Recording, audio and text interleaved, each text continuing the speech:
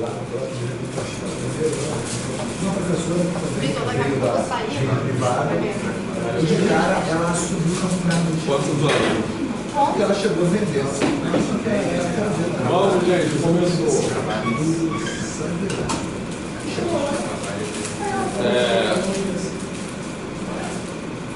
Então, olha só. Então é isso, né? Assim, nem entrou no essa moto é muito boa, cara. Essa moto é muito boa.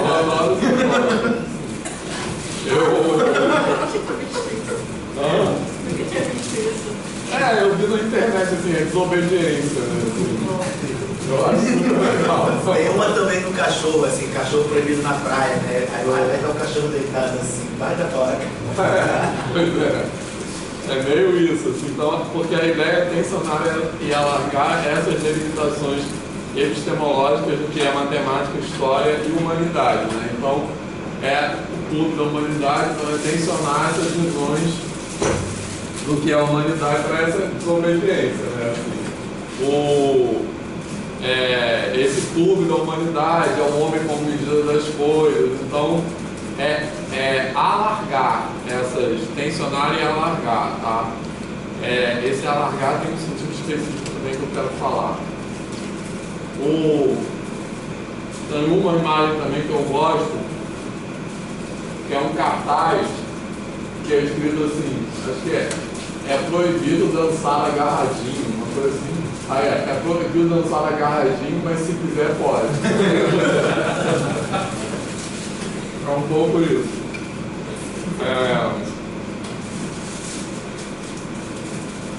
Bom, aí essas coisas que a gente já falou, basicamente, tá? Matemática é uma linguagem universal, então quem define o que está dentro e o que está fora desse universo, né? Então, de novo, é o clube da humanidade. Vou botar a minha ali também, né? Pode escrever outra coisa agora. Sem que lei, a gente já está assim.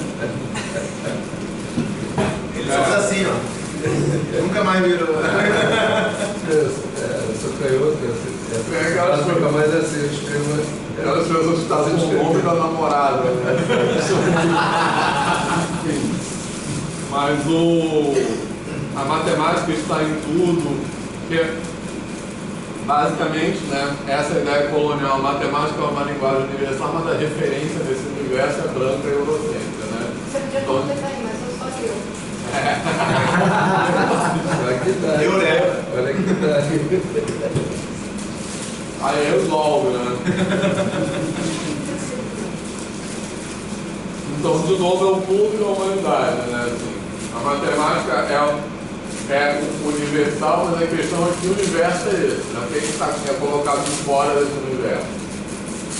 Aí, a matemática está em tudo, né? Seja trabalhíssimo. Vou fazer uma reflexão. Você está falando, que universo é esse? Por exemplo, que eu te falei do Copérnico, ele discute o que é o universo, qual é o tamanho do universo. E ele faz um jogo de raciocínio muito bom. Eu acho que é muito bom para a gente levar para a escola. Se a Terra é o centro do universo, e se tudo gira em torno da gente 24 horas, aí ele faz qual seria o raio do universo. Então, dado esse raio, e ele tendo apenas 24 horas para fazer essa revolução completa, qual seria a velocidade das coisas que estão externas? Mas assim, é tudo como um jogo de palavras e que vai induzindo um raciocínio de cara, você não consegue enxergar que essa afirmação de que a Terra sendo o centro do universo é uma coisa totalmente insustentável diante desse... E a gente não sai desse lugar. Diante desse problema que eu estou colocando, é insustentável. E eu gosto muito de... Esse, para mim, é um caso muito emblemático, porque ele dialoga muito com essa coisa da conversa, que como a gente acha que não tem problemas para ser levado para a escola, porque tudo que ele tem que saber de física, de matemática, é o que está no livro.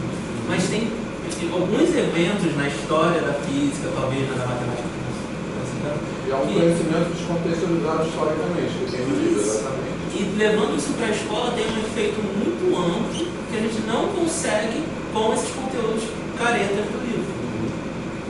Nunca conseguimos por exemplo, de velocidade angular. Nunca deu uma aula de velocidade angular, mas falando sobre a tal velocidade de rotação das coisas com esse artigo do Copérnico, Legal. é muito profundo. É só um relato pessoal que já tentei fazer isso, não sei se estou de acordo com o que você coloca teoricamente, mas é uma experiência muito boa e é muito bom. Eu gosto de fazer isso. Você falou assim, não sei se eu estou de acordo com o que você falou, mas teoricamente é a minha sensação. Né? Porque eu também fico assim. Eu até comecei escrevendo sobre isso, mas eu vou assim. Primeiro, eu falo de matemática problematizando a diversão do problema. Mas quando você fala do problema ridículo, artificial, eu falo assim, não é esse tipo de problema que eu provoco com os meus alunos. Né? Porque a gente até contesta quando a gente vê alguém colocando, você fala assim, mas isso. Porque um outro colega que vai ler, ele vai rir de tão ridículo que é. Né? E algumas pessoas continuam insistindo nessas questões que não são contextualizadas. Elas são, não sei nem qual a expressão que a gente pode dar para aquilo. Aí quando eu li, eu falei, parece que eu estou nesse caminho, mas tem horas que eu vejo que eu não estou nesse caminho. Tem momentos que eu não vou conseguir ir por esse caminho, mas eu vou tentar, em algumas ou muitas, né, seguir esse caminho, essas provocações, né? Mas acho que o que você falou me contempla. O negócio eu acho que é não perder isso de vista, né? Sabe que é as contingências. Enfim, mas isso aqui então, sobretudo, né, esses jargões que idealizam a matemática, né, que põe a matemática, essa coisa, linguagem universal, a matemática está em tudo, então as outras coisas não estão em tudo, né, assim, então a questão, uma coisa que a gente já falou um pouco, que sentido isso provoca naqueles corpos de sabedorias que estão deixados de fora desse universo, né, assim. E aí que é isso, né, assim, se você não vê a matemática em tudo, então você é menos inteligente do que os outros, você está vendo outra coisa.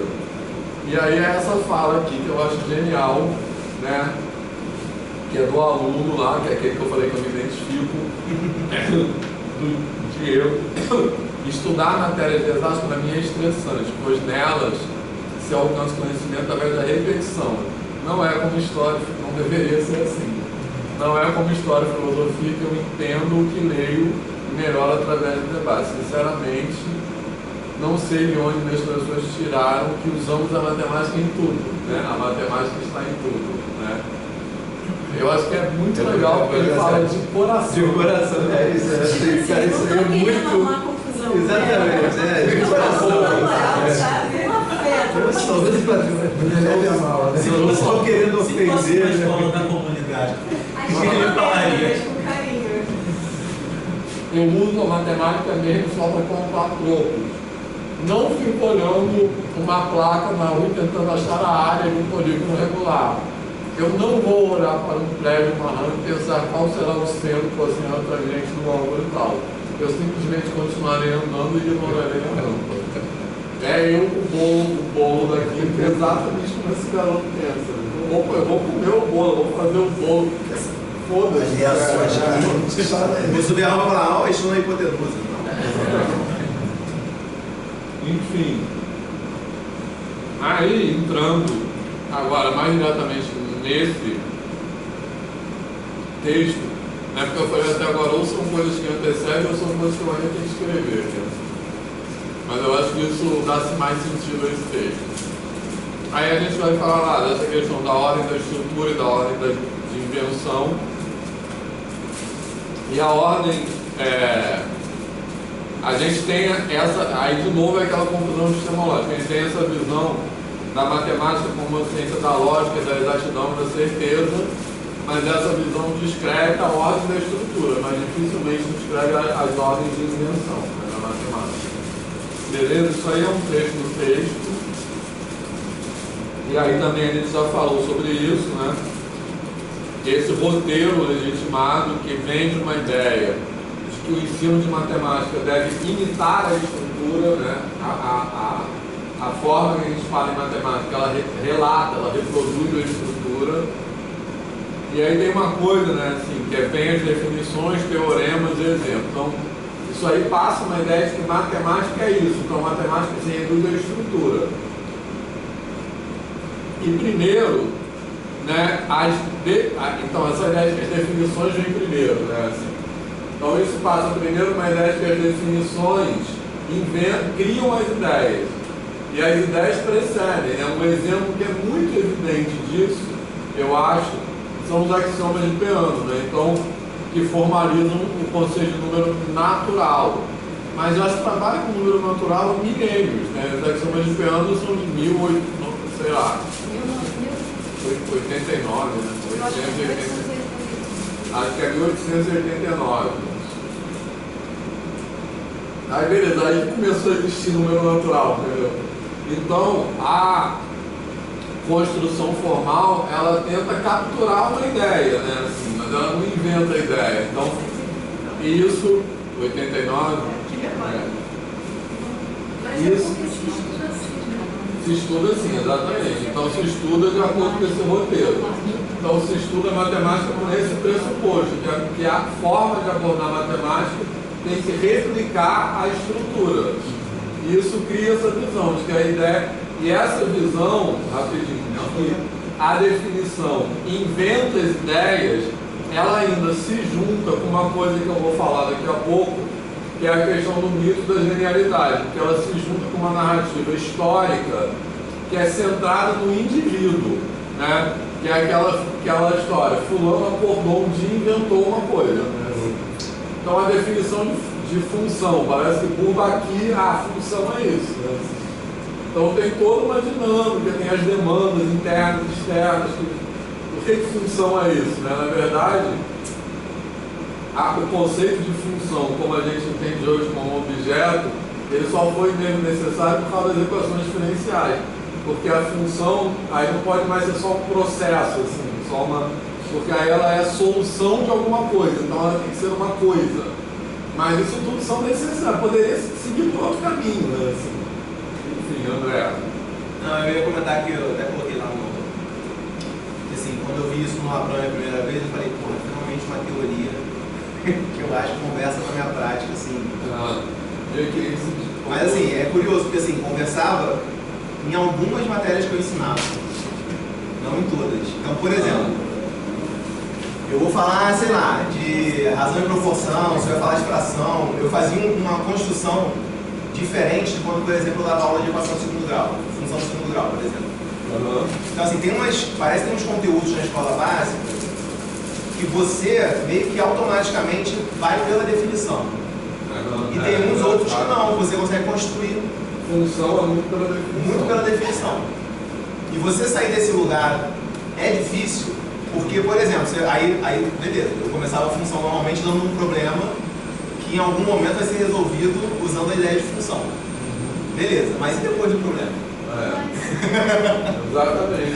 Olha, tem aquele material da álgebra que a Eliane, sabe qual é? E a Inês Diniz, que elas propõem uma introdução às funções e álgebra desde o 6º ano.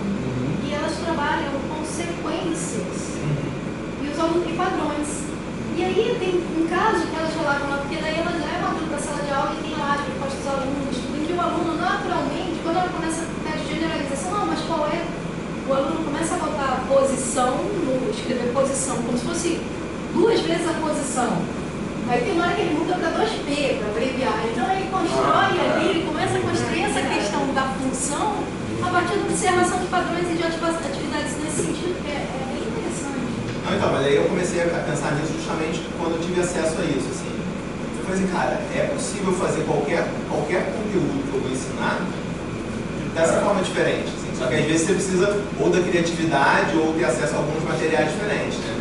Então, por exemplo, eu comecei a ter acesso àquelas sequências da John Bowler, que é visual, não sei o que lá, eu falei, cara, isso aqui é função funcional.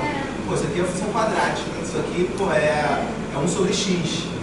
Não que estava diretamente lá, mas você consegue começar a fazer os links. E aí tu consegue, pô, fazer uma aula diferente em cima disso. Mas, cara, quando você acaba de se formar, tu chega para dar aula. A licenciatura é totalmente desconectada, não. Então, aí eu fico pensando nisso agora formando professor. O tempo todo esticando a corda, assim, né? Como é que é importante, assim. Aí o aluno, você vai para o aluno montar a aula, ele monta aquela aula, porra, é a mesma aula que eu dava. Exatamente. E aí você tenta fazer com que eles... E é difícil porque também tem a questão da história. Cara, eu tenho que saber muito mais para dar uma aula desse tabuleiro. Eu tenho que pensar no que eu vou tensionar, o que foi tensionado, é muito mais difícil. O que eu escrevi lá, que foi muito próximo do que eu estava pensando nas coisas, eu sempre trago para as minhas, né, o que está acontecendo dos textos, o que está mexendo comigo e na minha trajetória como professor.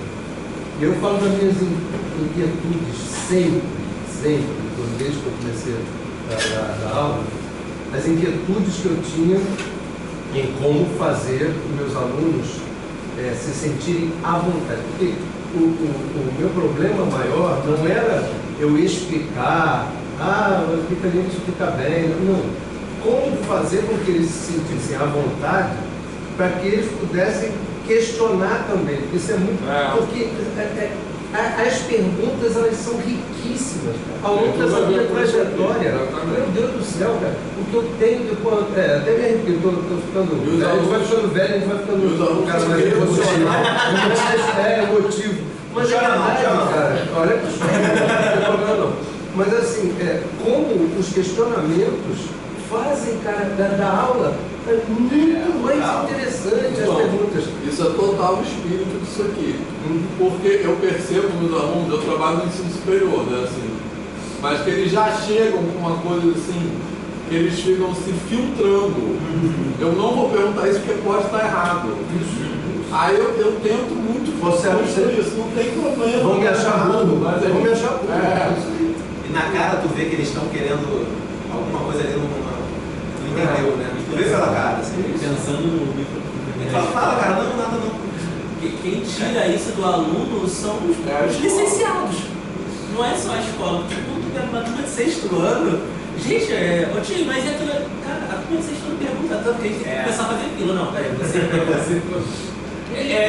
Tem que dizer calma, agora segura, ainda quer. Mas eu posso ler a minha resposta do licenciamento? Essa aqui é exatamente igual, mas tô dizendo. Assim, não só esse ímpeto de perguntar, mas às vezes eles têm uma vontade de querer questionar e desenvolver uma sociedade. Questionar, participar, né? E vai se perdendo. Se isso existe no sexto ano, é porque as pedagogas não destruíram. Mas aí os professores formados nas licenciaturas destroem isso, porque quando pegam no oitavo ano, ele já não é assim. É um ano que ele é... É muito louco isso, é muito foda. Tem a questão da idade. Também, não é dizer que é 100%. Não é uma questão de a gente botar a culpa. Tem uma questão da sociabilidade. Exato. São de prioridade. Também um encaixe. Mas aí, além dessa questão social, eu vejo que tem uma questão do entender a ideia que o erro ocupa dentro daquele ambiente. Tem um cumprimento, eu não estou dizendo. Mas assim, eu acho que o ponto principal aí trazendo da matemática qual é o valor que a escola dá para o erro nessa nova faixa etária. A gente começa a achar que essa tua pergunta não faz sentido aqui na aula, entendeu?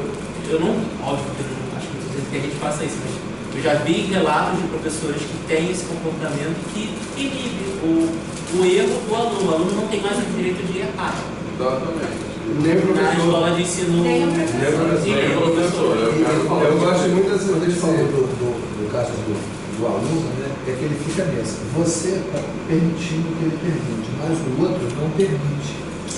Aí você tem muito mais professores apoiando esse aluno do que permitindo que eles se coloquem. Então ele fica nessa confusão e acha mais cômodo. Ele mais para a regra de poder. Eu até escrevi assim, se isso for institucionalizado, e aí volta para a formação do professor. Exatamente, tem que estar na formação.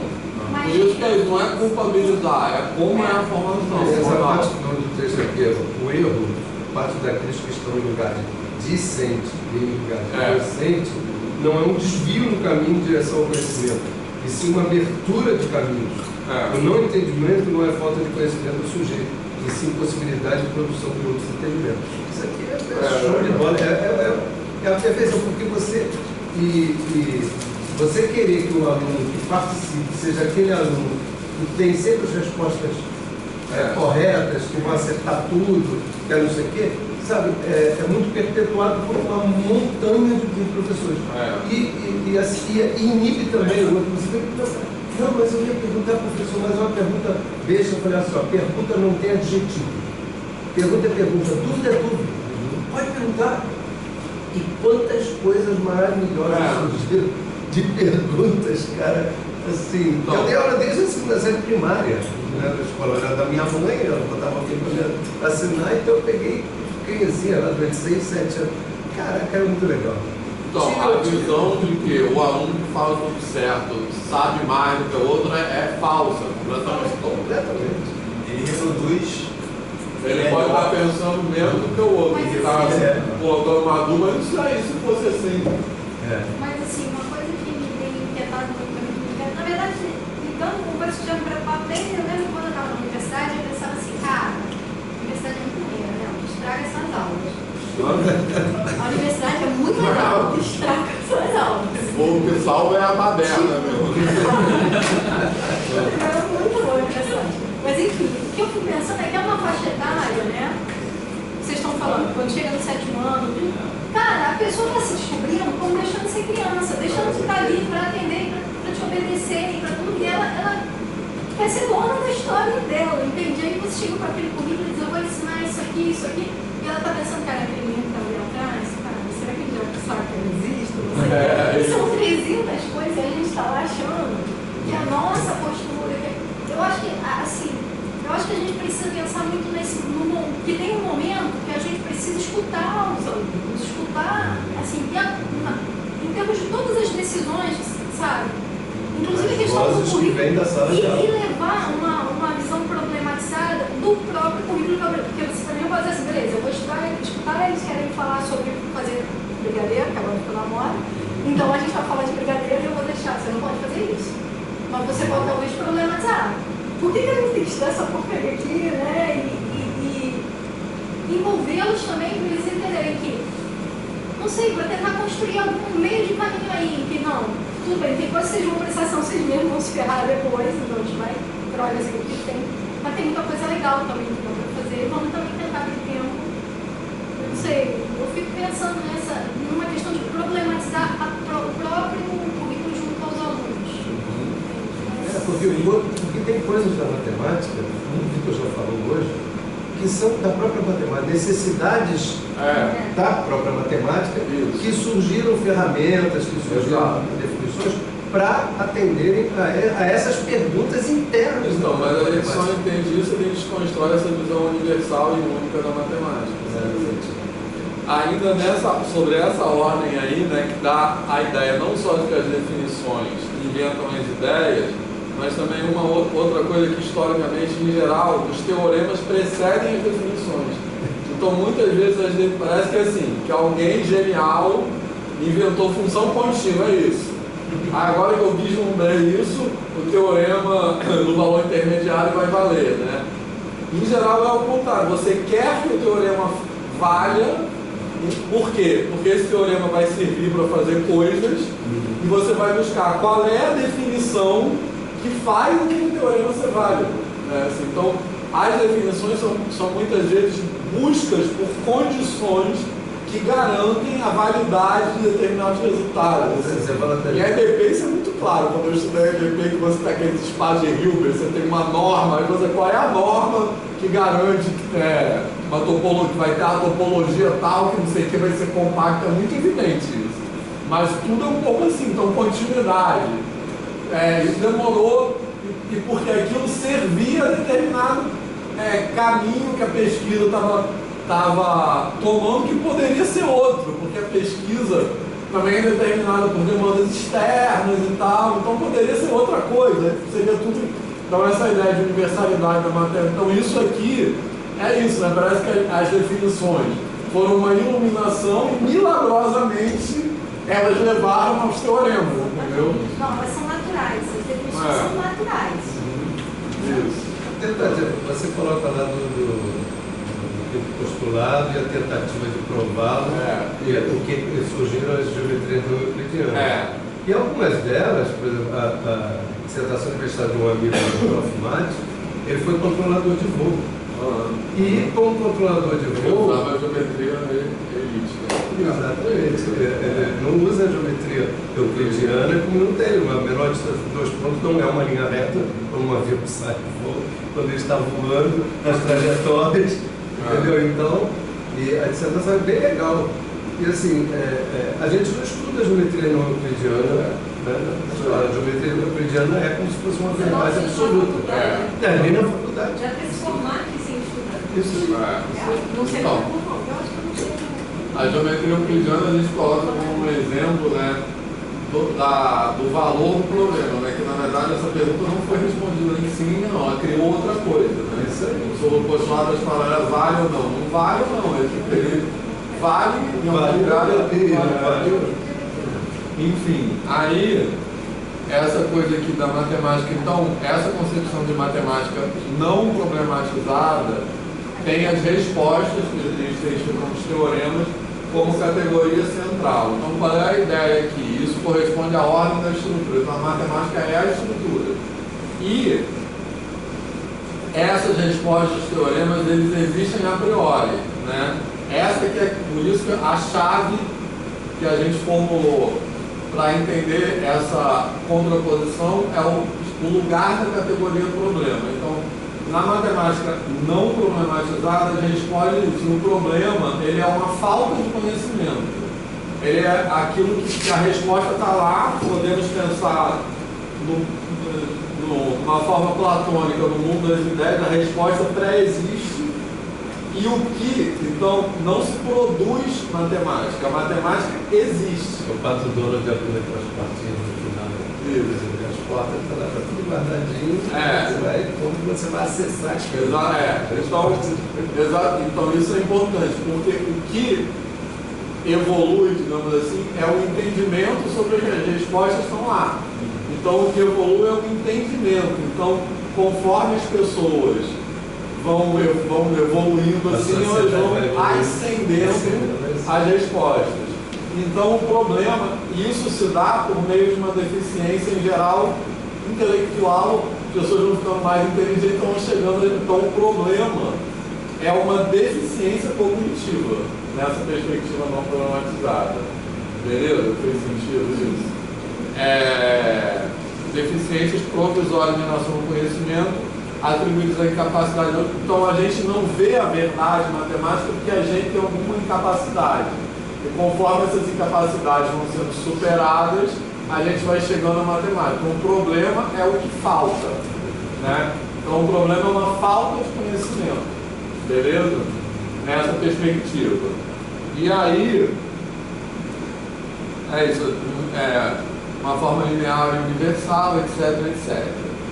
Aí, levando para o ensino, uma perspectiva não problematizada, o objetivo do ensino é relatar verdades. A aprendizagem é um processo que leva da ignorância ao saber e que se completa quando o saber é atingido. Tá? Isso é bem importante, que eu vou contrapor em seguida com a matemática problematizada, que a aprendizagem nunca acaba. Né? Então existe um saber pronto e quando você chega assim, nessa visão não problematizada é possível saber tudo sobre algo. Né? Enquanto na visão problematizada, o próprio saber produz uma nova dúvida. Então não tem que saber tudo sobre algo, é um poço sem fundo, né, digamos assim. Por isso que na matemática problematizada, o problema e a dúvida são o próprio saber, né, porque eles vão se produzindo no próprio pensamento, então eles não são uma falta de alguma coisa. O problema é o próprio conhecimento, beleza? Isso vai estar. E aí, levando para o ensino, o erro e não entendimento são manifestações dessas incapacidades. Eu acho que isso é importante também, bem importante para a gente pensar que a gente culpabiliza o próprio sujeito por essa suposta incapacidade, né? Então, o aluno que manifesta uma dúvida ou um erro, não só ele é menos capaz ou menos inteligente do que o outro, como ele é assim porque ele é vagabundo, porque ele não quer estudar, por alguma coisa assim, né? Na universidade, esse processo de culpabilização é muito perverso, né? Assim, porque a gente, aqui na universidade, se fala que o aluno não deveria estar aqui porque ele não sabe algo que ele deveria saber e que a culpa de não saber é dele, entendeu? Que, em geral, levando até para uma perspectiva mais social, não é. Né? Assim, é porque alguns são excluídos e outros não. Beleza? Tá. Certo, pessoal? Tudo está fazendo sentido, isso aí. Tá? Então agora, essa culpa vai voltando, né? Porque aí o ensino médio diz que a culpa é do pessoal do ensino fundamental 2, do ensino fundamental 2, aí vai chegar ao útero, né? Eu acho que então, aí isso não está nesse texto com a Tatiana, está em algum outro texto, que é essa coisa, o ensino de matemática nessa perspectiva não problematizada desconsidera as ordens da impressão, está faltando uma palavra aqui, tenta imitar, busca imitar, né? É que está errado, depois eu conserto a gramática. Aspectos associados à ordem da estrutura. Então essa ideia de que o ensino deve imitar a estrutura, né? E aí, nesse processo, tem várias visões socialmente disseminadas sobre a própria matemática que vem da associação com essa ordem da estrutura, que meio que se transmitem para visões sobre como deve ser o ensino de matemática. Então é isso, a matemática é uma ciência do rigor, que é uma visão do ponto de vista da estrutura, mas não da invenção. Então o ensino deve ser rigoroso. E aí é interessante que esse rigoroso, ele assume até outro sentido, né? Que o professor de matemática é mais do que o professor de história, enfim. A matemática é uma ciência da certeza, então não há lugar para o erro no ensino da matemática. O conhecimento de matemática é organizado em teoremas, então o ensino deve privilegiar a apresentação de respostas. E a matemática é produzida historicamente pela inspiração de gênios inatos, né? Gênios com talento inato. Então, seu entendimento só é acessível às pessoas com talento inato. Aquela coisa que tem inclusive escrito no livro do Elman, assim, ou você nasce bom em matemática, ou jamais vai ser bom em matemática. Ou alguém nasce bom para ser matemática comum. E a gente vai criando também ídolos. Ídolos na matemática. Eu sempre que essa coisa de vontade para estudar, né? Você falou essa coisa de. Porque a gente tem mania de é genial, ou é aquele assim ou não. Né? Não é isso. Descartes é maravilhoso.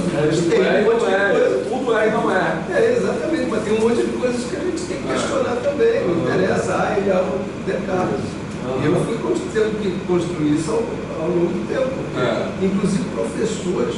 O Morgado é um deus. O Morgado dentro Elon Laje, o pessoal do INPA, dentro da matemática, era assim, os musts. Quando o Morgado foi dar aula no Leopoldo, se não me engano, chamaram ele para dar aula, a primeira coisa que aconteceu, que viralizou, né, não era isso, naquele tempo não tinha essas redes sociais, é que o Miguel Couto dizia que todo professor tinha que fazer todos os exercícios. A postura do Miguel Couto era mais enxuta, você tinha que fazer todos. Os caras do Miguel Couto, você tem que fazer todos. E aí a menina chegou, levantou, o Morgado já deu a matéria lá do jeito dele, e aí já pegou o número 5, sei lá, o 6, a menina falou, poxa, eu tenho dúvida no número 1. Aí ele chegou para a menina e falou assim, você sabe com o que você está falando? Deu carteirada. Augusto César Morgado, eu nunca sou de fazer o número 1. Entendeu? E aí, assim, quando eu soube disso, eu quis aquela coisa de não, Morgado, eu falei, pô, mas que filha da porra, uma vaca.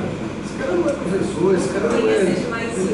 Conheça demais seus livros. Eu acho que todo mundo que acordar de manhã, olhar no espelho e falar, você não é merda nenhuma. Isso. Você sabe o que eu fiz? Eu vou contar uma coisa minha. Quando eu passei para a segunda, eu passei em primeiro lugar. Eu juro por Deus, meu filho olhou para mim, pai, tu é muito nerd, porque a gente foi fazendo as contas, né? Eram 4 etapas, não sei o quê. Aí você é muito nerd, não sei o quê. Aí eu entrei assim no banheiro, juro, fiz assim, caralho, sou muito foda. Aí fala assim, não sou não. Aí porra, você tem que tomar um banho, porque quando você fala que você é muito foda, nesse momento você já viu um merda. Exatamente.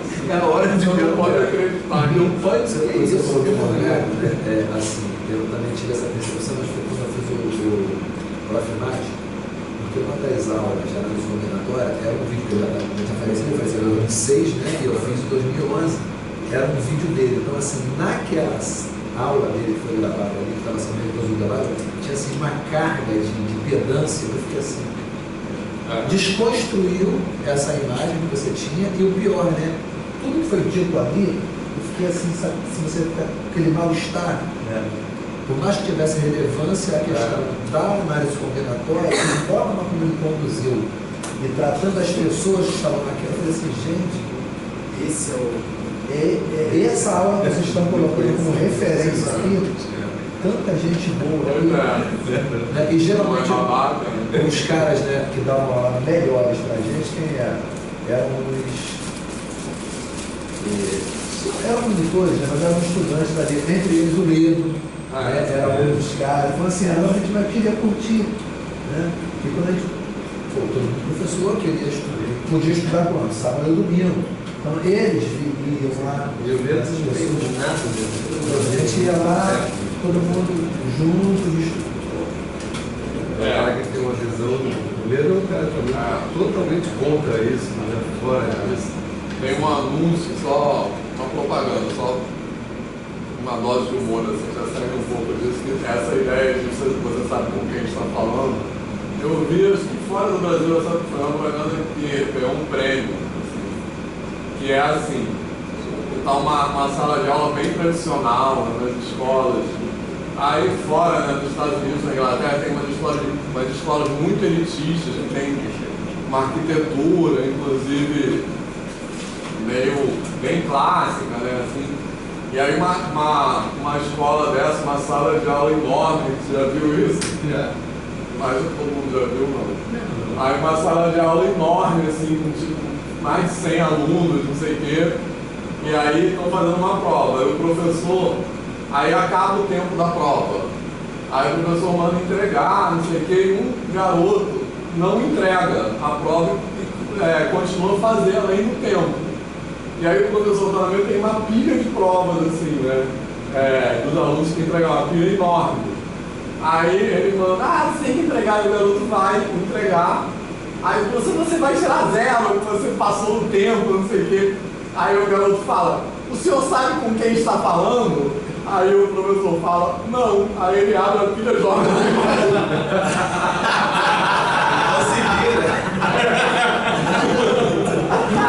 É maravilhoso. Não, vai continuar sem saber. Na mesma linha, enfim, viralizou por rede social, mas que teoricamente aconteceu numa UPA no SUS, que aí chegou um cara tentando dar carteirada porque era advogado, virou pra enfermo, UPA cheia, não sei o que, ordem de atendimento e tal. Mas você sabe quem eu sou? Ela mandou altão pro resto. Gente, atendimento prioritário, a senhora não sabe quem é. E eu achei Essas respostas são muito boas. Pensei que ia chamar psicólogo. Enfim, continuando. Então, e aí acho que isso também é importante, o trabalho do professor, né? Porque com a matemática, ela só é acessível para quem já nasce bom. Então o trabalho do professor é identificar os bons, né? Assim, o INPA tem muito esse esforço, né? Separar os bons dos ruins, né? E pescar os bons. E o trabalho do professor é isso, é identificar isso que a gente chama de profecia autorrealizada, né? Assim, você elege quem é bom, você dá aula só para aquele cara, aí é óbvio que ele vai ser bom, né? Assim, e aí tem esse enviesamento, né? A noção de talento é enviesada socialmente, né? Porque o sistema, aí tem aquela fala do Neil deGrasse Tyson, que eu gosto de citar, que o sistema educacional faz tudo, né? Aquilo que o Neil deGrasse Tyson fala, que eu já mostrei aquela fala dele aqui, né? Ou não? Não? Ah, tá aqui. De análise, sim. Tá. Que tá no outro, naquele outro PowerPoint tem. O Neil deGrasse Tyson é um astrofísico. Sabem? Alguém? Negro, é. Que ele apresenta aquele programa Cosmos, que tem uma nova, que era do Carl Sagan na década de 80, tem esse Cosmos clássico, e tem uma nova versão que é apresentada pelo Neil deGrasse Tyson, que é um astrofísico negro, e que ele é muito proeminente, porque não só na carreira científica, mas ele é muito envolvido em divulgação científica, ele tem muita visibilidade. E aí ele é engajado também na luta antirracista, né? E aí tem um episódio, assim, que tem no YouTube, que ele está tipo numa mesa redonda num evento, e alguém da plateia pergunta assim, por que há, aquela pergunta idiota que a gente já sabe, por que há mais homens do que mulheres nas ciências exatas, se isso é alguma coisa genética, né? Assim, a pessoa pergunta isso. E aí ele pede a palavra, porque era uma pergunta que não era para ele especificamente, era para mim. Aí ele pede a palavra, ele pergunta, aí ele começa falando assim, eu nunca fui mulher, mas eu tenho sido negro durante toda a minha vida. E aí ele vai relatar, ele dá uma resposta, enfim, lacrou com a cara da pessoa, uma resposta longuíssima, aí ele vai falar, basicamente, que ele queria ser astrofísico desde criança. E que quando ele falava isso na escola, ele falava assim, o meu desejo estava contra as expectativas do sistema educacional. Aí ele fala que os professores, por que você não vai ser jogador de basquete? Essas coisas assim, né? Então o sistema educacional faz tudo para colocar aquela pessoa em outro lugar. Depois fala que ela não tem talento, né? É isso. E aí ele fala várias outras coisas. Ele fala, eu apareço na televisão, eu sou muito conhecido, ainda assim quando eu vou no shopping, tem uma pessoa me seguindo para ver se eu não roubei alguma coisa, não sei o quê. E aí no final é muito importante que ele fala também, que é a desconstrução da meritocracia, que é o seguinte, e o mais importante não é por que eu estou no lugar onde eu estou, apesar desses obstáculos. A questão é quantos não estão aqui por causa desses obstáculos. E aí é isso, né? A visão, né? Quem é bom? Por que só tem homem branco, né? Assim. É o nunca será, né? Nunca será. Exatamente. A educação é assim. Para muita gente, nunca será, e você vai ter os obstáculos todos para poder, né? E quem branco, isso aí. Mais abastado assim. Quem é branco, homem de classe média, sempre foi colocado nesse lugar, né? Então, o talento é isso. E aí vem o próprio sistema, aí tem esse exemplo das geometrias não euclidianas, que eu já falei, né? E aí, também do desenvolvimento histórico das geometrias não euclidianas, acho que é um exemplo, isso acontece em tudo, tá?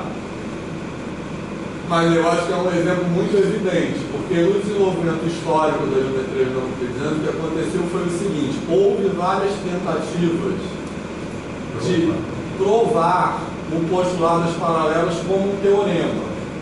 E nessas tentativas, basicamente, as pessoas achavam que tinham demonstrado, mas as pessoas assumiam como verdadeiro algo que era equivalente ao próprio postulado das paralelas. Beleza? Por exemplo, a soma dos ângulos internos de um triângulo. A soma dos ângulos internos de um triângulo só é igual a dois ângulos retos porque vale o postulado das paralelas, né?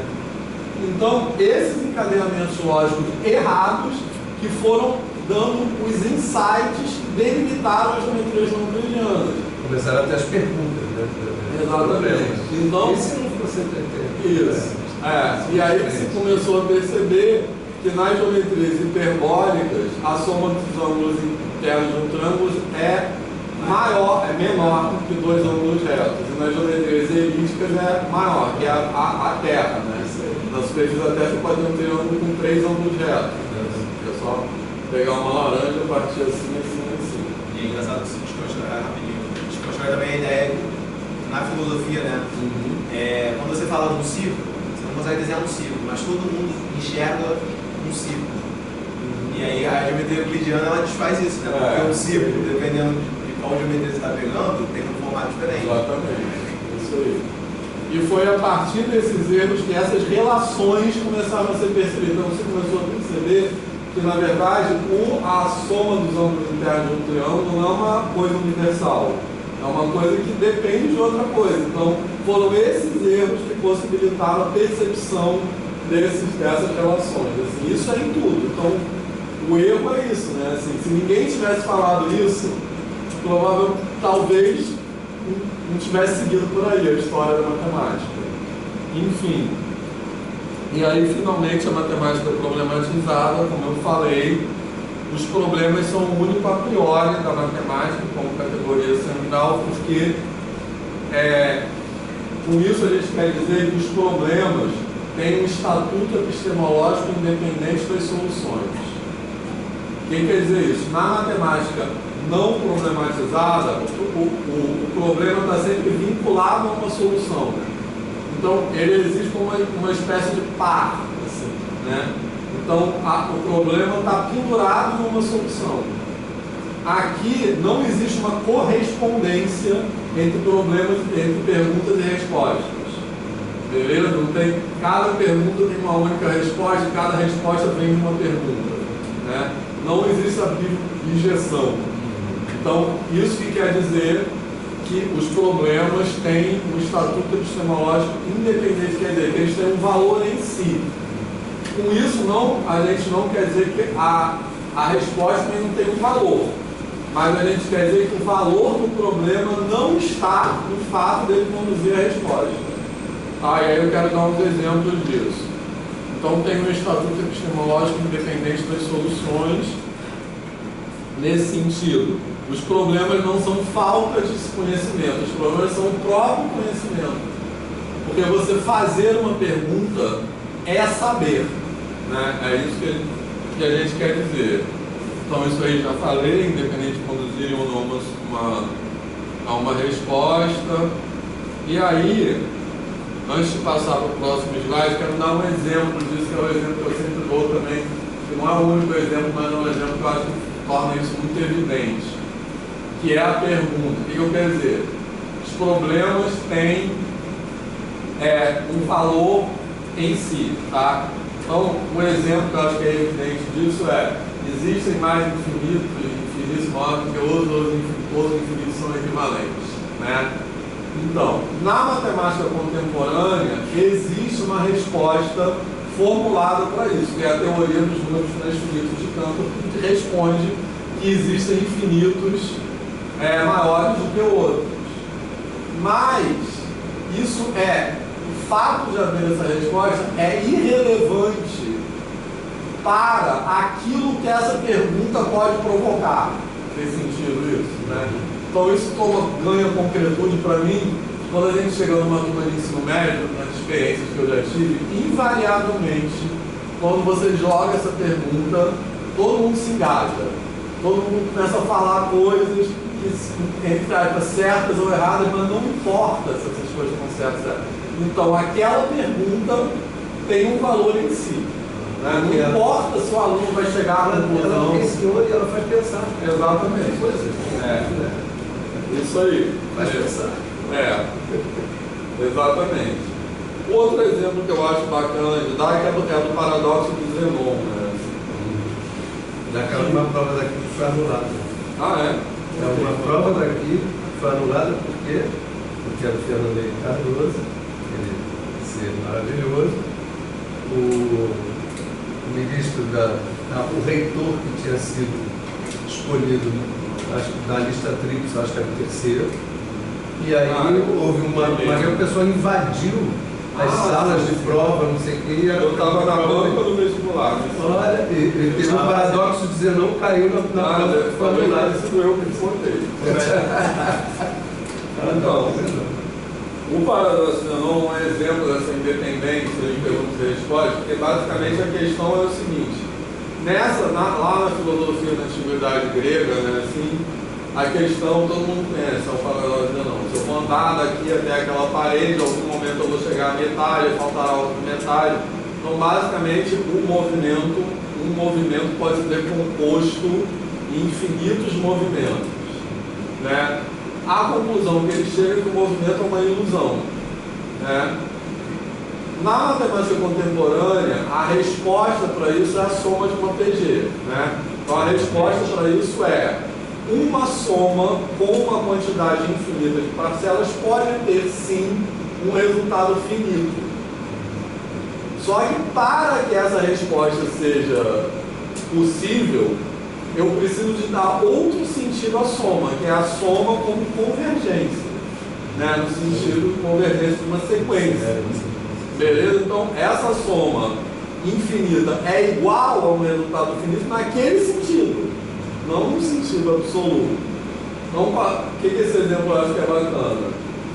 Em geral, se diz assim, os gregos achavam que o movimento é uma ilusão porque eles eram mais atrasados, porque eles estavam num estado mais atrasado que a matemática. Então, eles não conheciam o conceito de convergência, porque... Então, o que eu quero dizer é que essas duas respostas são duas respostas, uma não é melhor do que a outra, beleza? Então, não é dizer assim, isso está certo, isso está errado, ou isso está menos certo, isso está menos errado, beleza? É a potência do problema de produzir várias respostas, né? Assim, que não tem uma hierarquia, beleza? No caso da prova foi até fazer uma comparação com um cara correndo e uma tartaruga, né? Seria encostar, seria pegar a tartaruga. Não, a coisa original, a fábula lá do... da tartaruga. Então, a história da prova está chegando lá. Não, Zenon é um filósofo. Aqui. Mas a prova foi utilizada da tartaruga também. Enfim. Aí, nessa perspectiva de matemática problematizada, é isso aí eu já falei.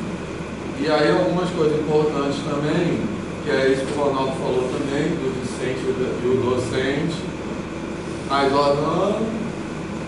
Então é como se as ideias fossem reinventadas. Então é isso, já falei isso aí, os problemas não são eliminados, que é isso também, né? Na perspectiva não problematizada, quando você obtém uma solução, o problema deixa de existir. O problema só existe enquanto você não chega a uma solução. Então, nesse caso, de novo, dos infinitos, beleza? O fato, então, o problema, ele não é eliminado pela solução. Porque o fato, no meu caso, por exemplo, eu conhecer a teoria de números transfinitos, eu saber demonstrar que existem infinitos maiores do que outros, não esvazia a estupefação, digamos assim, que essa pergunta me causa. Então, uma coisa continua, mesmo não sabendo responder, eu continuo achando essa pergunta foda. Então, quando a gente fala que o estatuto epistemológico é independente, é isso, uma coisa, outra coisa. Beleza? Então, é o fato. Isso tem a ver também com aquela humanidade zumbi, né? Eu acho que o Krenak fala, que é como essa humanidade está sempre numa tentativa de esvaziar o espírito das coisas, né? É como se a gente, né? Porque, por exemplo, falando dos povos originários, tem o Deus Tupã, né? Que é o Deus das tempestades. Aí você descrever a tempestade como um fenômeno elétrico é como se você matasse Tupã, né? E não é isso. Só você responder o que é luz. Se essa pergunta é tão foda e está no mesmo contexto. Exatamente. O que é luz? Dentro de uma teoria é isso, mas você está se limitando a responder que aquela teoria pode contingenciar de exemplos, de fenômenos. Agora, se eu for para outra teoria, é outra coisa. E quem disse que a gente não conseguiu fechar tudo o que envolve a luz? Tem uma série de outras coisas que a gente pode nem estar observando. E aí eu estou filosofando mesmo, eu estou do lado de quanta coisa a gente abre mão para enxergar só apenas o aspecto que o ser humano consegue. Uma descrição que aquela ciência prover, né? A gente pode ter uma incapacidade de prover vários aspectos daquele elemento e a gente nunca vai conseguir entender a nossa completude. E não quer dizer que essa pergunta vai ser jogada fora um dia por saber uma resposta melhor do que a outra. E aí um ponto que eu achei interessante, quando eu vi a nossa notícia. E aí aquela pergunta é enterrada, né? Mas tem que enterrar a pergunta. Mas aí eu acho interessante por que essa pergunta do que é a luz não foi enterrada, já que você tem duas respostas, já que uma outra resposta foi dada. E eu acho, baseado numa conjectura que eu estou fazendo aqui agora, baseado na ideia de clube da humanidade, é porque as duas respostas são dadas pelo mesmo clube. E as duas estão sobre o mesmo ponto de vista de poder e tudo mais. Legal. Já que uma não destrói a outra, elas são coexistentes e vem de hierarquias iguais, vem do clube, deixa as duas aí. Então você tem que escrever isso. Você tem que levar as ideias para física. Eu não consigo, não estou escrevendo tanto assim. Depois que você defender, anota isso. Agora, pega uma foto. Depois que você terminar o doutorado, você tem que escrever esse artigo. Vários, né? Teve outra já. Mas se a gente fosse anotar, escrever tudo que a gente fala aqui. Vocês já ouviram falar da. Por isso não gosto de gravar. Do tomate? O tomate, através das várias perspectivas. Na verdade, é uma piadinha que vem de um jogo, mas assim, eu acho que encaixa muito, embora não tenha nada a ver diretamente, encaixa muito com essa ideia de vários entendimentos. O tomate, todo mundo sabe realmente o que é um tomate, você vai na feira e sabe um tomate. Mas a ideia de que aquele mesmo objeto ele pode ser visto por vários entendimentos. A pessoa que vai olhar a partir da força, ela vai ver se ela consegue arremessar um tomate. A inteligência vai dizer que tomate é um fruto vindo da categoria tal. O carisma é você tentar convencer a pessoa a não destacar um tomate. E a sabedoria é você não botar um tomate na sua fruta. Então, assim, você olhar aquele mesmo objeto que teoricamente é estático e você, dependendo do seu entendimento dele, ver o que você vai fazer com ele. Enfim, aí acho que a última observação que é importante que é esse negócio, o erro, né, o lugar do erro. Qual é o lugar do erro, né, no ensino de matemática? E tem o erro por parte do aluno e o erro por parte do professor, né, que também é mal colocado, digamos assim. Então o professor, eu já tive muitas experiências com isso, algumas eu já relatei aqui, o Ronaldo também contou, né? O erro, o professor sempre se coloca no lugar daquele que não pode errar, né, assim. Então eu acho que não só isso é uma bobagem, assim, porque é isso, você não se enfraquece, você não se desmoraliza, né, assim, se abrindo, assim, se expondo como é, mas também isso é ruim para a aprendizagem, né, porque o professor que não erra é aquele professor que sabe tudo, então que passa a ideia que é possível saber tudo sobre algo. Então, na matemática problematizada, a gente trabalha com uma ideia de aprendizagem como inacabamento, né? Assim, você nunca sabe tudo você nunca sabe tudo como dando aula daquilo há 30 anos, você sempre aprende alguma outra coisa, você sempre está ressignificando aquilo, reconstruindo, etc. Né? Uma coisa que eu já falei aqui mais uma vez é a questão dos filmes, né? Que eu gosto de filme que você não tem direito. A gente quer fechar as coisas, isso é muito louco. Até falar agora, o Marcelo Gleiser, né, quando ele fala isso, que os físicos, o Marcelo Gleiser é um físico, né, não sei se todo mundo bem conhecido, e ele fala isso, que os físicos trabalham com essa ideia de que eles vão conseguir entender completamente o universo. E ele fala que não vão conseguir, que as perguntas eram novas perguntas, que não tem uma coisa assim, né, que é uma... A natureza não é capturável, né, assim, E aí, também esse negócio que o Ronaldo leu agora há pouco também, que está escrito aqui, que é a questão do não entendimento, não é uma falta de entendimento, né? O não entendimento é uma possibilidade de outros entendimentos. A gente sempre olha acho que isso é muito importante.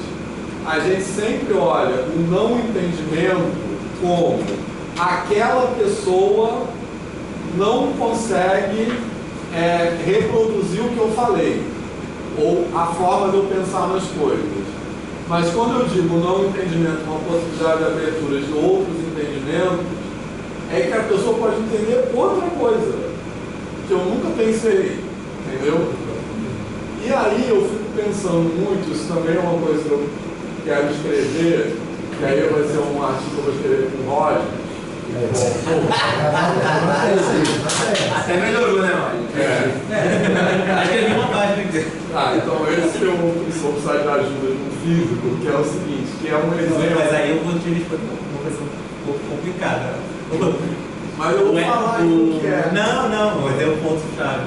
É que ele me perguntou lá fora.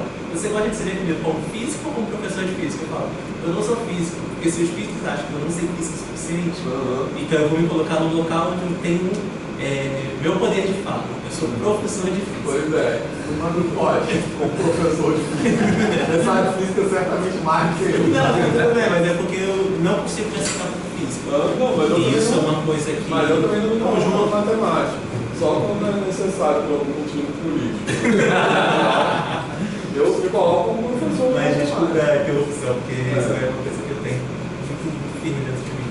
Isso, mas olha só, o que eu quero dizer, que basicamente é a última coisa que eu queria dizer hoje, depois tem esses exemplos aqui que eu já falei, vou falar rapidinho desses exemplos também, ainda tem um tempinho, que é o seguinte, essa questão que eu quero escrever melhor, essa questão do entendimento.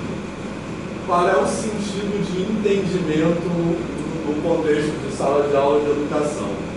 E aí um exemplo que eu vou falar para ilustrar o que eu quero dizer é o exemplo da física quântica, tá? Que eu não sei se eu já falei isso aqui, que é o seguinte, que eu ouço muito de físicos falarem o seguinte, física quântica é uma coisa que não dá para entender. Por que não dá para entender?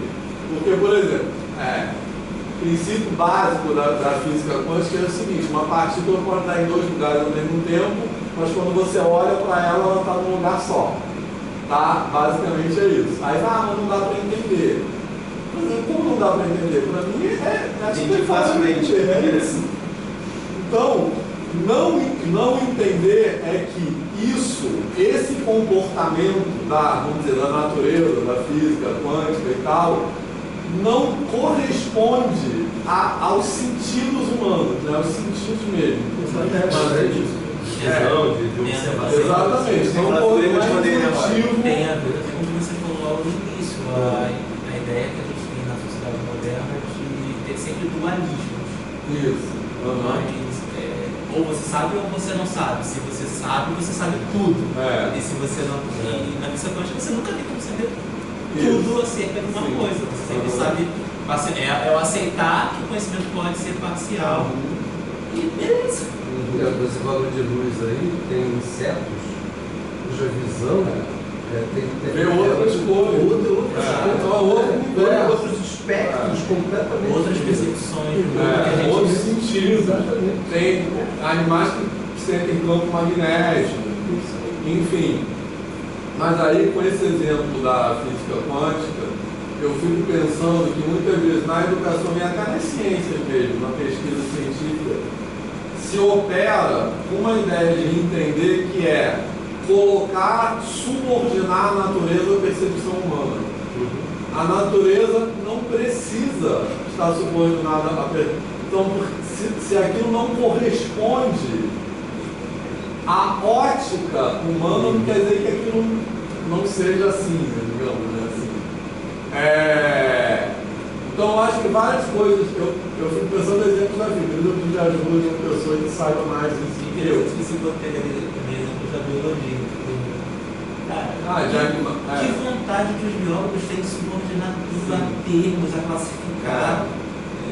E aí, quando você vai para essa parte mais moderna da biologia, aí eles se encontram perdidos. A maioria das vezes usando latim. Exato. E por que tem que ser isso? Exatamente. Um desejo enorme de se colecionar tudo. A outra coisa que eu ouço muito falar é assim, que a justiça é um buraco negro, né? Porque não pode existir uma singularidade. Por que não pode existir singularidade? Porque as leis da física não valem, não sei o quê. Mas por que não pode existir?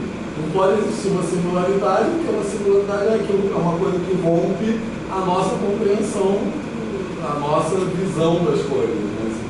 Então é isso, eu acho que teoria de cordas também é uma teoria careta nesse sentido, porque teoria de cordas é assim, existe um fenômeno que é pouco intuitivo, e aí qual é a explicação que se busca para esse fenômeno?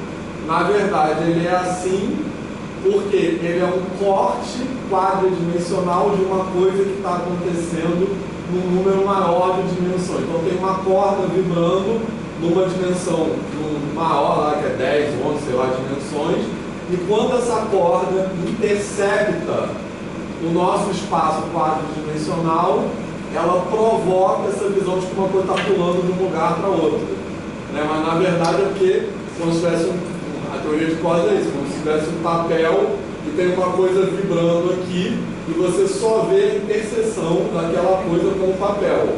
Então, eu acho careta porque você quer aumentar as dimensões para tornar palatável algo que não é palatável naquela dimensão. Então, essa ideia de entender é subordinar um fenômeno à sua. Então, a gente precisa de outra ideia de entendimento. Então, por isso que somos outros entendimentos. Né? A gente não tem, na educação, tem que tentar dominar a natureza. Né? De novo, é essa visão do Krenak, né? Dos contar outras histórias. Né? A gente não está fora da natureza e a gente não tem que dominar a natureza, controlar, prever a natureza. A gente prevê por multiplicar, mas não quero que tenha mais enchente que mais todo mundo, mas tem que ter a ilusão que você vai controlar tudo. Como é que você vai falar de outros entendimentos de uma ciência exata como a matemática? Né? Exatamente. Só tem uma resposta. Só tem uma resposta, só tem um entendimento. E quem não consegue acessar aquele, chegar aqui, não politizar um pouco. Aí quero falar esse exemplo aqui. Fala. A cidade não vai inundar, só para jogar a bomba sobre a inundação do Rio Grande do Sul. Isso. A barragem suportava até uma altura. E a água não chegou nem perto da altura da barragem. Então o que aconteceu? Aí bomba que estava funcionando. Nove bombas que não tinham. Agora tem que esperar tirar a bomba debaixo da água. Então assim, a cidade não era. Mas assim, eu estou trazendo isso para a questão dos entendimentos. Eu demorei tanto para poder chegar alguém e falar isso. Sabe onde eu fui descobrir isso? Um artigo de um professor da Universidade Federal do Rio Grande do Sul. E que eles estão ignorando. E não estão vendo ninguém mas não vão falar. Não vão falar. Não é hora de deixar culpado, né, galera? Não, mas não estou dizendo sobre assinado culpado. Se fosse o governo do PT, você vai ter certeza que isso viria à tona. Não, mas aí é aquela questão de onde o ensino está. Porque se, pensando na regionalidade, todo moleque do Rio Grande do Sul tinha que entender que a cidade dele corre risco de alagamento, ele tinha que estudar na escola qual é o nível da água que tem que chegar. Isso tinha que fazer parte do currículo dele. Exatamente. Como a gente discutiu aqui, deveria ter muita coisa no nosso currículo sobre as nossas comunidades. Não naquele formato, né? Mas. Não necessariamente com se a gente for. Mas a ideia de legitimar determinado conhecimento ou não. Mas assim, é muito passível de estar no currículo de matemática de uma escola do Rio Grande do Sul, que a barragem de lá suporta até tal altura, e que as bombas têm tal vazão de escoamento, se isso chegar até a altura, qual é o tempo necessário para poder tirar todo aquele volume. E acredito que é totalmente factível nessa aula. E por que não é feito? Porque se as pessoas soubessem, elas não ficariam à mercê do noticiário fantástico domingo à noite.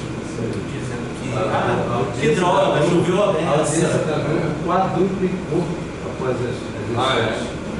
Quadruplicou. É por isso que ela está direto. Choveu acima da média. A coisa mais fácil é acima da média. Bom, né? Mudou 30 dias sem chover. Muito impressionante. Eles apresentaram o Jornal Nacional de lá. Quadruplicou a audiência. A média de chuva num ano é um pouquinho, é baixíssima. Mas olha só, então eu quero só citar mais um exemplo que eu acho que é bacana dessa questão do erro, tá?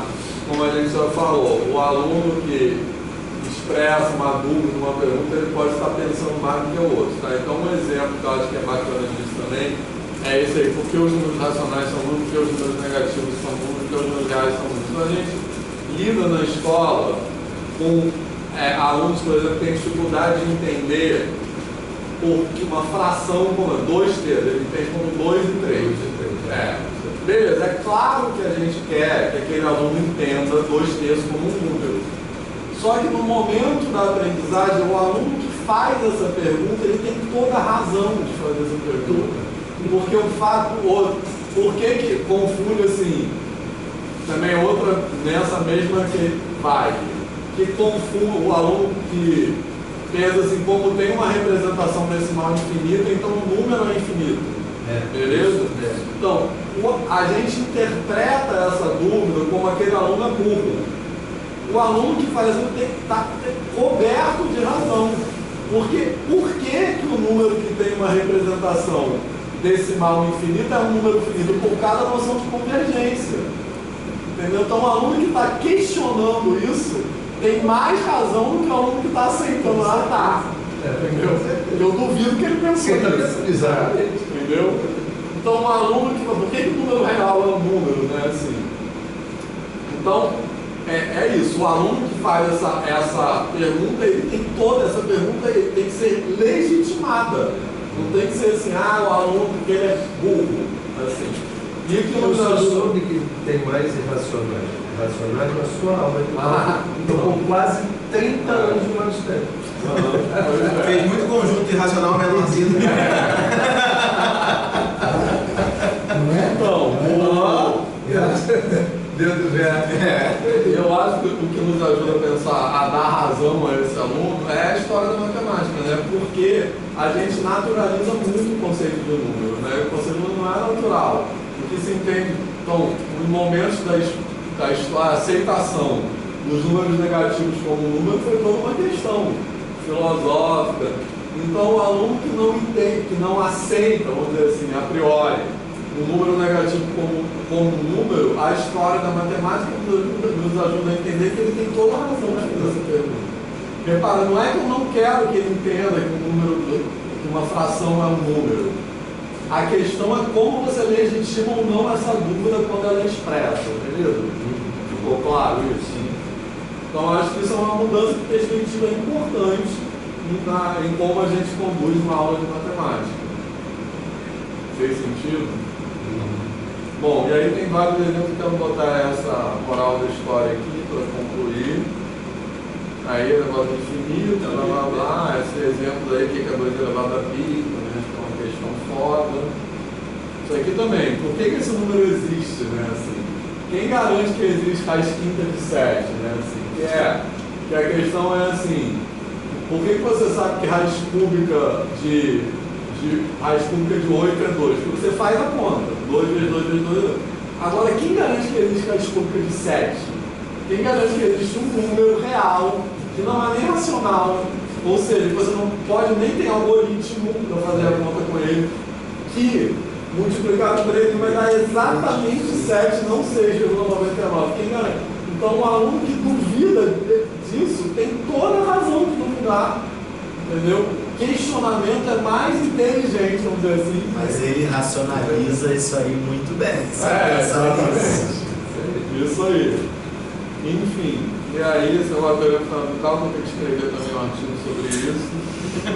Isso aí, o Felipe Aizik, que é aluno de iniciação científica, foi aluno dele também, ele, o trabalho de iniciação científica dele é sobre isso, né? Teorema fundamental do cálculo, a relação com as operações aritméticas. Ele fez uma apresentação, o pessoal super na SIAC, né?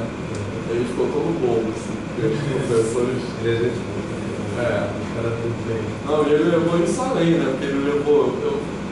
Porque a ideia é basicamente que a interpretação do teorema fundamental do cálculo tem a ver com os sentido das operações, que você só entende mesmo em que sentido, qual é a relação de derivada integral, se você resgata os significados de divisão como taxa, de integral como acumulação, que é uma ideia multiplicativa, etc, etc. Né? Assim. Então a gente chamou isso de alargamento do cálculo. Aí é toda uma história, acho que não vai dar. Porque a ideia de alargamento nas filosofias de matriz africana é uma ideia de conexão entre o passado e o presente, né? Então, é uma ideia de circularidade, né? Se o meu bispo que a gente vai ler fala disso, tá? Nas filosofias nas sabedorias afrodiaspóricas, eles têm uma visão circular do tempo. Então, o presente está no passado, o passado está no presente. Então, esse movimento de transladar o passado do presente alarga o presente, né? O alargamento é isso.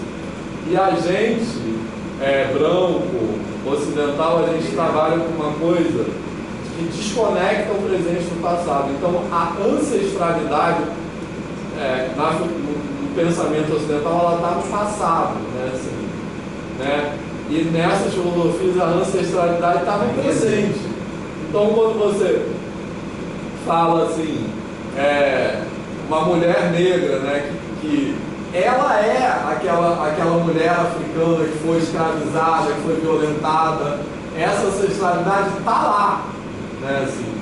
Então, quando a gente tem essa desconexão entre passado e presente, a gente vê um presente estreitado, né? Então, essa translação, que é um movimento circular, e a gente tem que estudar o neurobispo para pensar sobre isso, ela alarga, ela produz mais de um presente ao mesmo tempo. Assim.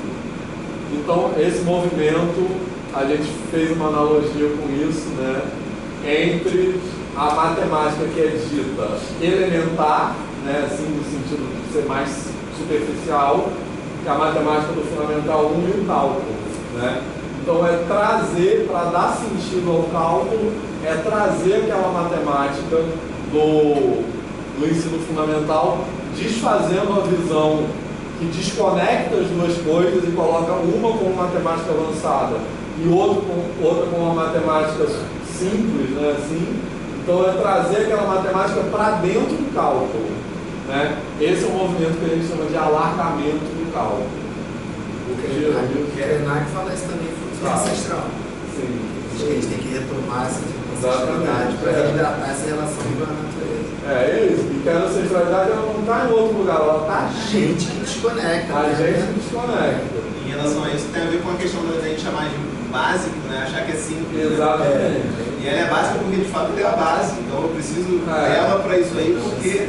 Exatamente. Então, essa característica de desconexão, que é uma desconexão no tempo, né? Ele desconecta o passado e o presente nas outras coisas. É uma característica do pensamento ocidental eurocêntrico, né? Assim. Então, o alargamento do cálculo é isso. Para entender o cálculo, a gente tem que reconhecer e legitimar aquela matemática do Fundamental 1. E esse cálculo alargado que também faz esse movimento de volta? Pode, acho que sim, mas aí eu não tenho tanto lugar de fala, né? Então, mas seria bom testá-lo, mas é seria muito legal. Eu acho que aí é quando na matemática elementar você fala só de um significado de divisão, você não fala de divisão como taxa, né? É uma coisa que o cálculo também já está lá. Sim. Assim como aquelas operações estão no cálculo, o cálculo. Para fazer circular completo. Você fala de sequência. É o que é, né? Uhum. É exatamente esse cálculo processo. Mas tiram isso, essa ideia do alargamento. E o Felipe já levou, eu pensei isso no teorema fundamental do cálculo. Ele já levou isso para o teorema de Stokes, ele já fez vários diários, super legais. Assim. Como é que você vê as relações lá nesse teorema? Enfim, aí a moral da história disso tudo é isso.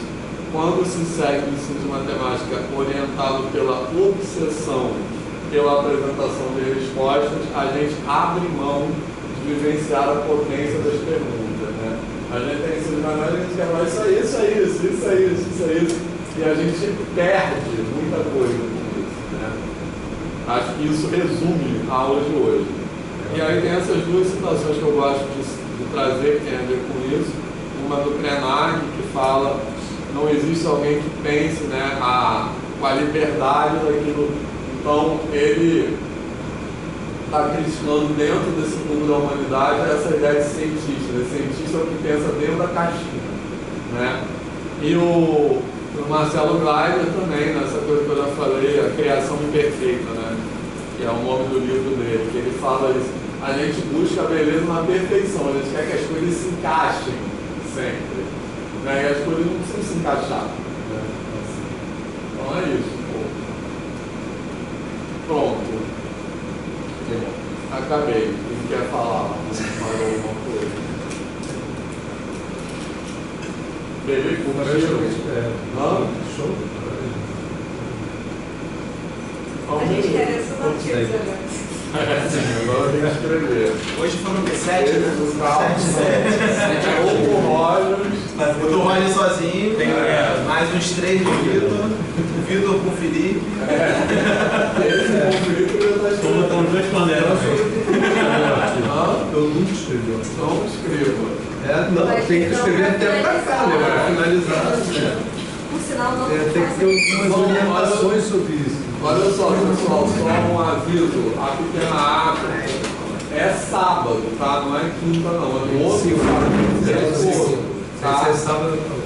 Então depois vocês falam quem quer ir, mas assim, se ninguém quiser ir, não tem problema não, tá? Porque a gente vai se encaixar numa turma do Amilcar. O Amilcar, que é um professor da Faculdade de Educação, de História, que trabalha com o movimento negro, trabalha com história da diáspora africana. Qual é o lugar aí do centro? Na Praça Mauá. Na Praça Mauá. A gente vai se encontrar na Praça Mauá, aí vai andar por ali. E depois às 2 horas da tarde no samba da Rua Samba da Lagoinha. Então a gente vai com a turma. Talvez eu chegue no samba. A gente vai com a turma mesmo. Então não vem com pouca gente, porque já vai acontecer isso, tá? Se não quiser te falar que você vai, eu não consigo ver a hora de estágio. Vou para São Paulo, ver se eu vou lá no Neste, Semana que vem é prova. Vocês precisam disso, não quiserem. Semana que vem é prova, eu falei, não? Ah, não. Só